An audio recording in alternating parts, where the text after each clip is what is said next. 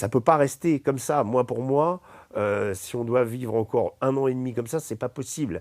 Il y a un moment, et je pense que la solution, si Emmanuel Macron ne veut pas remettre en cause son mandat, c'est de provoquer une nouvelle dissolution de l'Assemblée nationale avec des élections législatives.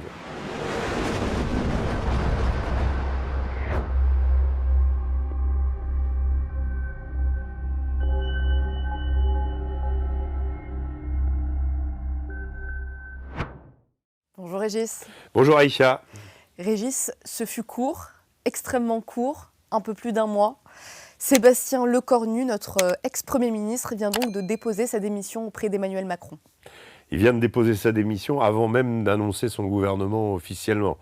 Ça prouve qu'on est arrivé, à mon sens, au bout d'un exercice constitutionnel et qui marque, pour moi, l'essoufflement du principe même de la Constitution de la Ve République, c'est-à-dire que eh bien, cette Constitution, élaborée par Michel Debré et le général de Gaulle en 1958, pour dégager théoriquement des larges majorités et permettre à un gouvernement de gouverner, avec l'épisode de la dissolution en juin dernier par Emmanuel Macron de l'Assemblée nationale, a marqué son essoufflement.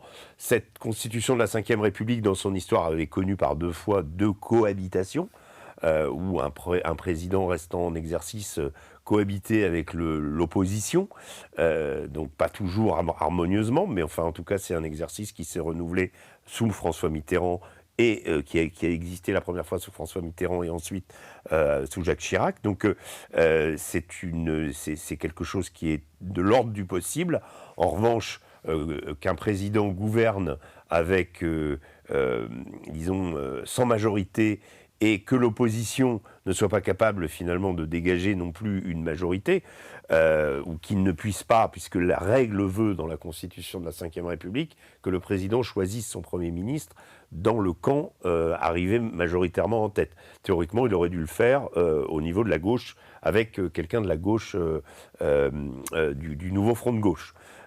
Ça n'a pas été le cas, et donc aujourd'hui, on arrive avec un constat, qui est qu'après l'épisode du gouvernement Barnier, l'épisode du gouvernement Bayrou, tous les deux censurés, on se retrouvait avec un nouveau gouvernement, Sébastien Lecornu cette fois-ci, qui risquait de ne pas tenir la semaine, puisque le RN, LR, bref, quasiment tous les partis y étaient hostiles, la gauche également, puisque c'est un gouvernement, d'après le profil des ministres qui semblaient être désignés, n'était pas orienté à gauche, en tout cas avait très peu d'éléments de cette tendance.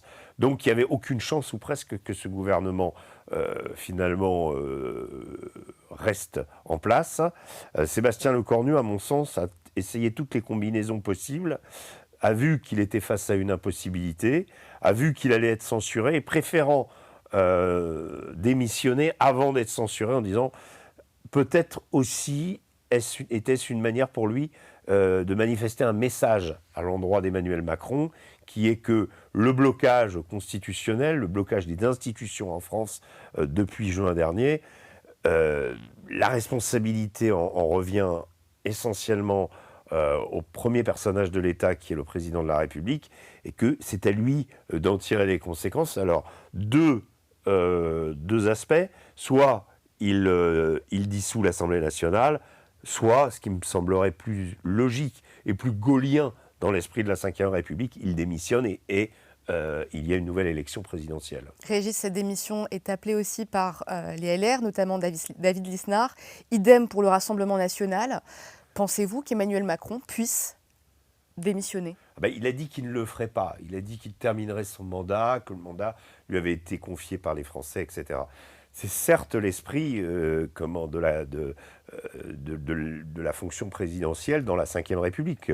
Rien n'oblige Emmanuel Macron à démissionner. Mais quand on revient aux usages, aux us et coutumes de cette Ve République, on se rend compte que quand un personnage comme le général de Gaulle, qui en est le promoteur s'est retrouvé mis en difficulté à la suite d'un référendum, lui a démissionné. Donc, si vous voulez, l'esprit du fondateur, c'est que, étant mis en minorité, étant désavoué, le président démissionne. Ce n'est pas le cas d'Emmanuel Macron. Donc là, on est dans on va dire, une interprétation très personnelle de la Constitution de la Ve République. Tout ça est parfaiement légal. Il n'y a rien d'illégal dans ce que fait Emmanuel Macron, mais s'il s'agit de se référer à l'esprit des institutions, et en particulier de la Ve République, moulé ou façonné dans le gaullisme duquel tout le monde se réclame aujourd'hui, puisqu'on n'a pas beaucoup de grands personnages en France de la stature du général, eh bien, l'enseignement à tirer personnellement pour Emmanuel Macron devrait logiquement être, pour moi, de démissionner et à nouveau, voilà, les Français éliraient un président de la République, ensuite une majorité de gens qui le soutiennent, et on reviendrait dans un exercice classique du pouvoir en France. Et Régis, vous venez de le dire, le président de la République ne va vraisemblablement pas démissionner. Quelle solution pour gouverner la France ?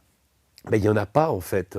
En réalité, il va falloir trouver un gouvernement, il va falloir trouver un nouveau Premier ministre. Donc là, on est déjà au 4e depuis juin. On sait déjà qu'on a battu le record de la Ve République du gouvernement, du président sans gouvernement, que, in fine, il y a eu le gouvernement Barnier, qui est fini par être censuré.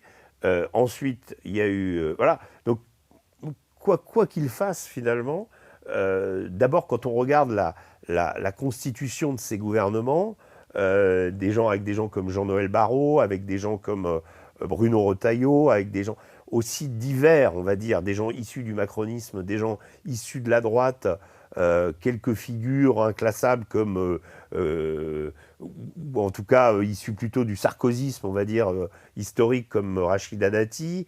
On est dans, on va dire, comme une sorte de méli-mélo, de plus petits dénominateurs communs, de gens qui sont Macron-compatibles en réalité, mais qui ne sont pas nécessairement compatibles avec ce que veulent les Français. Et c'est là où il y a un décalage absolu en ce moment entre ce que fait le président, sa façon de se penser lui-même et de penser la France, et ce que veulent les Français réellement. Parce que les Français, c'est clair qu'aux dernières élections législatives, ils ont plébiscité 2 groupes. Le groupe porté par LFI, qui était la gauche, le nouveau front de gauche, qui est arrivé en effet en tête, et le RN. En aucun cas, ils n'ont plébiscité le groupe d'Emmanuel Macron. Donc, il est arrivé, on va dire, avec ses alliés numéro 2, mais il n'est pas numéro 1. Donc, voilà. Et dans ce cas-là, je le répète, le président devra en tirer les conséquences et démissionner. Régis, cette instabilité politique inquiète les Français, mais inquiète aussi nos partenaires commerciaux européens. La Bourse de Paris, au moment où on se parle, dévisse de 2%. Quelle image cette instabilité politique qu'on connaît, nous, en France, peut avoir vis-à-vis de nos partenaires commerciaux ? On a d'abord de sacrés problèmes. Enfin, je ne vais pas énumérer ici tous les problèmes auxquels sont confrontés notre pays en ce moment, mais on sent quand même, économiquement en particulier, un certain déclassement. Je lisais l'autre jour que, juste un chiffre, au niveau de la richesse par habitant, la France est au 10e rang de l'Europe et désormais est comptabilisée parmi les pays du Sud. C'est des choses quand même assez choquantes quand on pense à ce qu'a pu être la France en Europe, moteur de l'Europe. Aujourd'hui, voilà, on n'est plus qu'un acteur parmi les autres. Et d'ailleurs, il existe aujourd'hui une dichotomie absolue entre ce que représente la France, le blocage auquel elle est confrontée, les problèmes auxquels elle est confrontée et les velléités d'existence à l'international de notre président qui intervient sur tous les dossiers, qui veut régler des guerres, voire qui veut en faire, ou en tout cas aller dans le sens prendre parti pour l'Ukraine, etc., le tout sans jamais valider quoi que ce soit auprès du Parlement. Donc là aussi, il faut quand même s'interroger sur le fonctionnement. Donc on on est face à un président qui parle beaucoup, qui est très bavard pour ce qui est des affaires internationales, mais qui en réalité, d'abord, n'a peu de poids à ce niveau-là. Il fait partie des autres, il est relégué par les Américains au milieu des Européens, voire particulièrement méprisé par Donald Trump.